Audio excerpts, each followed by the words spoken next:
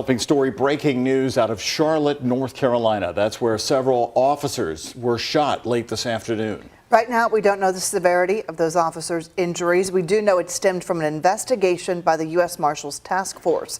Police say they were investigating a home in East Charlotte when someone started shooting at them.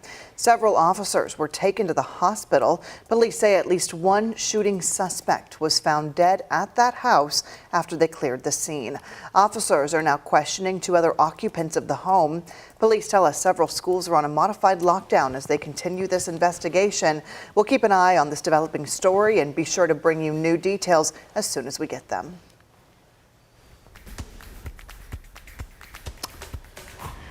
Kentucky Derby 150, it is now Derby week, and happy Derby week, everybody. As we switch gears to our other top stories tonight at 5, it's Monday of Derby week, and the impact can be felt across Kentuckiana.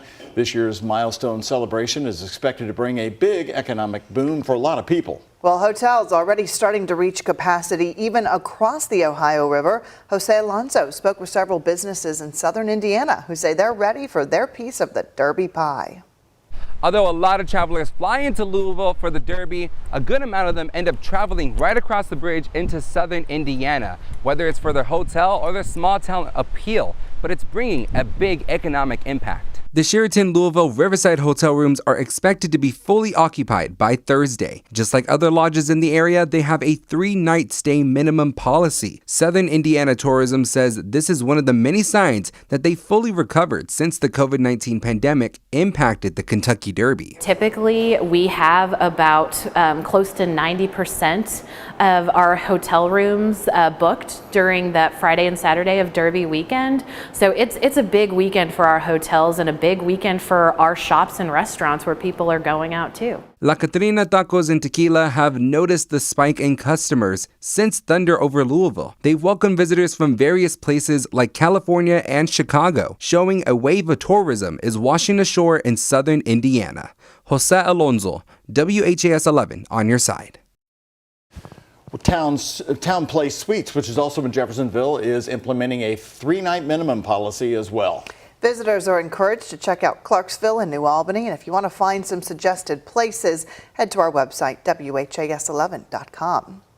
No surprise here, it's going to be a busy week at Muhammad Ali International Airport with passenger volume heavier than normal for the Kentucky Oaks and the Kentucky Derby. And you should expect the same for the following Sunday and Monday. That's when everybody leaves. This Sunday is generally the airport's busiest day of the year, and we may see a record breaker this year. SDF says they're expecting 18,000 people to come through the airport on Sunday and around 10,000 more on Monday. 7 TSA lanes will be open during Derby week, up from 5 last year, to help with the increase in people. Please pack your patience when you're coming to the airport. Think of it, it's not a race. You already went to the race. It's going to be a little bit longer when you get to the checkpoint, but that's because we're going to see record-breaking volume that day. And we got a little bit of a show and tell for what's going to make it through the TSA checkpoint and what's not. You'll have to leave the bourbon and the Louisville Slugger in your checked bags. The torched lighters, often used for cigars, won't be allowed on the plane at all. It is a busy week. Dawn at the Downs is a favorite Derby week tradition, allowing anyone to park at the track and watch the Oaks and Derby contenders to do their morning workouts. Well, the Derby horses wear yellow silks and the Oaks fillies are in pink to make it easier for you to watch. The event lasts from 7 until 10, but Oaks and Derby horses will only be out from 7:30 a.m. to 7:45 a.m., just a 15-minute window. This is your chance to get a free close-up look at the horses between the big races. If you plan to head to the track tomorrow, by the way, or Wednesday, you'll be able to park in the yellow lot, which is right behind the first turn. We invite you to spend Oaks Day right here with all of us at WHAS 11. We're going to be out live from the Kentucky Derby Museum this Friday, starting at 3 p.m. with our special Oaks coverage. We'll share some of the history and traditions the Oaks and Derby are certainly bringing this time around 150 years, and special live interviews will join us there from the Derby Museum. More news for you at 5. Today, the new commissioner of the Kentucky Department of Education speaks after his recent state Senate confirmation. Ian Hardwood and senior photojournalist Alyssa Newton caught up with the veteran teacher in Frankfort today before he starts the top job this summer. Robbie Fletcher still has 2 months left as superintendent of Lawrence County Schools, but once he becomes KDE's commissioner, he doesn't want to stay in Frankfort. He wants to catch up with you at an academic team meeting or underneath the Friday night lights. You'll never know. You may see me show up for a football game on a Friday night. I'm a big fan. Robbie Fletcher is slated for the top job in Kentucky education. His climb up the ladder began when he taught math and science, then moved on to principal. Leaving the classroom was the toughest decision I ever made. But each step that you take away from the classroom, you have an opportunity to make decisions that will impact all students. Including students in the largest district in the state. While the state eyes an audit that could lead to splitting up JCPS, Fletcher insists KDE's role is to help the existing district. So my approach will be to work with Superintendent Polio off the bat. And on JCPS's bus issues, he finds driver pay is fair, but acknowledged difficulties recruiting more of them. While he praises the latest education funding passed by Frankfort legislators, he wants the money to keep flowing until Kentucky teachers rank at least top 10 nationwide for pay. It may be the best education budget I've seen in my time, but I will always ask for more resources. He also supports universal pre-K across the state and respecting trans student pronouns. If a teacher has worked with a parent, has worked with a student, I do. I respect that. Whether I agree with it or not, that's irrelevant. But I try to make sure the student feels comfortable in my classroom. But Fletcher opposes a constitutional amendment coming to ballots this November that would let charter schools take state money. If it's voted on by the people of the Commonwealth and they say we want this to happen, then as a public servant, I'll do my best to work with the state legislature and with KDE to make sure it's implemented in the best way possible. As Fletcher begins weighing these decisions, he's thankful for the students back home in Eastern Kentucky. Now, a couple of them said, will you sign my diploma next year? And I said, I don't think I can. But I want to thank the kids of Lawrence County because they've given me such respect for the past 10 years that I'm not sure I always deserved, but it is appreciated. In Frankfort, Ian Hardwick, WHAS11, on your side. Fletcher's new job officially begins on July the 1st. Well, as part of his official duties, he's going to continue digging into the dysfunction seen between the Nelson County Board of Education and the superintendent, Wes Bradley. Right now, he's considering a management audit of the Nelson County School District.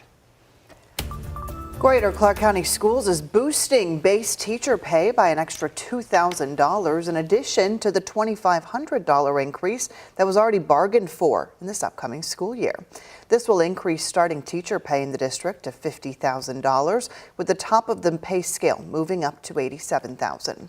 The district says it recognizes the invaluable contributions of our teachers, and this increase will allow it to recruit and retain the very best teachers, ultimately benefiting the entire school community. JCPS will host a virtual community information meeting this week. It'll go over the proposed school start time adjustments and have a Q&A session. That meeting is scheduled for tomorrow, April 30th from 6 to 7 in the evening. You can watch it live on the JCPS School District YouTube page. Today, Louisville Mayor Craig Greenberg and local state lawmakers celebrated major budget wins from the Kentucky State Capitol, controlled by the Republicans. Greenberg says thanks to the state's investment, more than $1 billion will help the city start some big projects.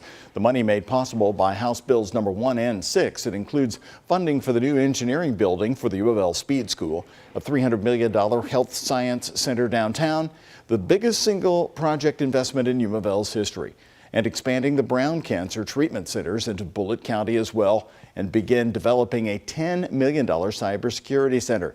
U of L President Kim Schatzel thanked Kentucky Senate President Robert Stivers.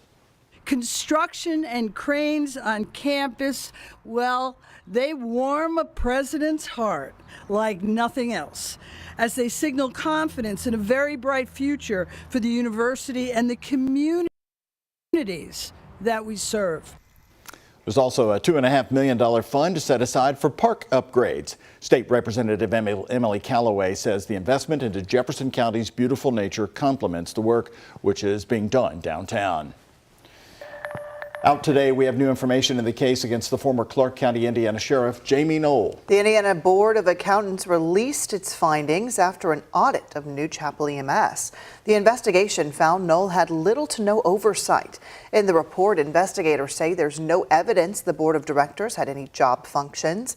The four-person board did not approve contracts, did not approve purchases, and reviewed no budget since 2019.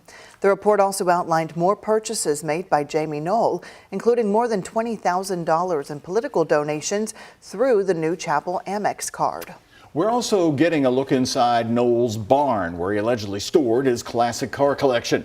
You can see in some of these photographs, cars were stacked on top of another, and those lifters also were purchased using New Chapel EMS funds. Finally, a new mention by the state board about a man named Kevin Wilkerson. Indiana State Police say in this audit that Wilkerson will not be charged, but he's listed as the current director of New Chapel EMS. The audit found Wilkerson spent more than $40,000 on personal purchases using the company card. The state board is now asking him and Jamie Null to give that money back to New Chapel. But in a response included in the end of today's report, Utica Township Volunteer Firefighters Association claims that Wilkerson thought Null was gifting him that money, and they don't think he should be lumped in with Null, and he shouldn't have to return that money. Louisville super chef Darnell Ferguson was back in court this morning for a case related to the assault of his estranged wife. Attorneys revealing 500 to 600 pages of discovery have been turned over for review, and there is still more to come.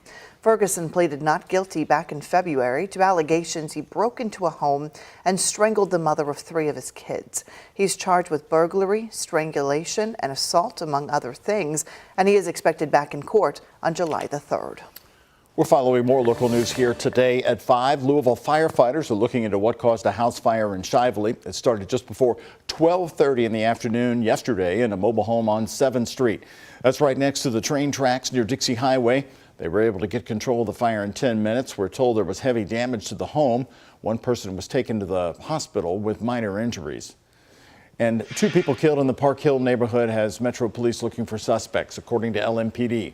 Officers responded to a reported shooting at about 9:30 Saturday night in the 1700 block of West Ormsby. When police got there, they found a man and a woman who had died from gunshot wounds. If you can help detectives, you can call the anonymous tip line at 574 LMPD.